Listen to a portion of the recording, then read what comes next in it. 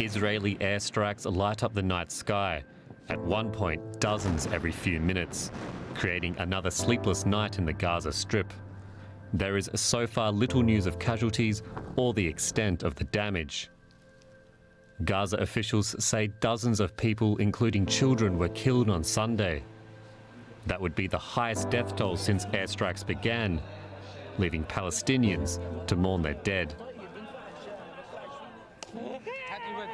This father, himself wounded in an airstrike on his house, breaks down as he bids his daughter a final goodbye. Across the border in Israel, the damage isn't as bad, but people are living in fear of Hamas rockets.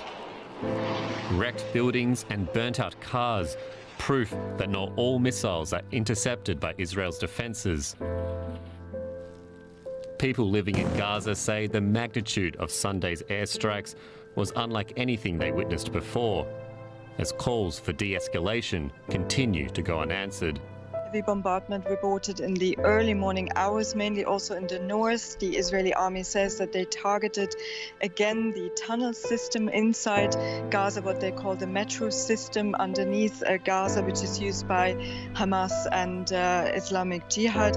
And the army also said it had targeted 9 homes or residences of Hamas commanders. Now we are getting reports from Gaza that also power lines have been damaged, and that also affects the water system, and also one of the main coastal roads has been damaged. We are waiting to hear about the number of casualties and injured.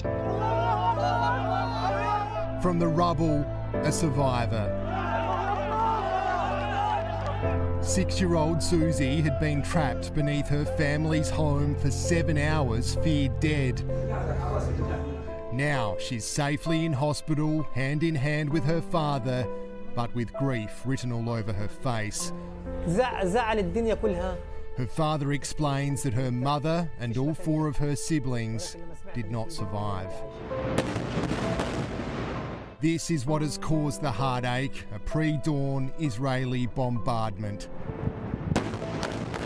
At least 3 buildings were flattened, prompting desperate rescues. Several lives were saved, but many people died. This is a funeral for 17 members of one family. The Israelis released vision of one airstrike they say struck the home, a description it's also given to the media tower it toppled, claiming it was shared with Hamas militants. We've asked Israel for the evidence. We'd like... Gaza continues to fight, launching another barrage of rockets, one striking the southern city of Ashkelon, damaging a synagogue and setting cars ablaze. The United Nations Secretary-General describing the hostilities as utterly appalling. US President Biden says his administration is continuing to work towards calm. Palestinians and Israelis equally deserve to live in safety and security. But asked about the prospects of a ceasefire... Frankly, if Hamas thought that they could just fire on our rockets and then sit back and enjoy immunity, that's false. And just hours after this interview, Israeli warplanes unleashed on Gaza City in a widespread 10-minute-long attack. But while Benjamin Netanyahu might be out muscling Hamas, his country is being torn apart by a war from within. Street violence between Jews and Arabs in Israel is escalating.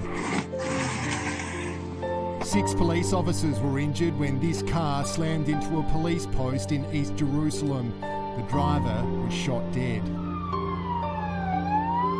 Pope Francis today praying for the innocent victims on both sides. And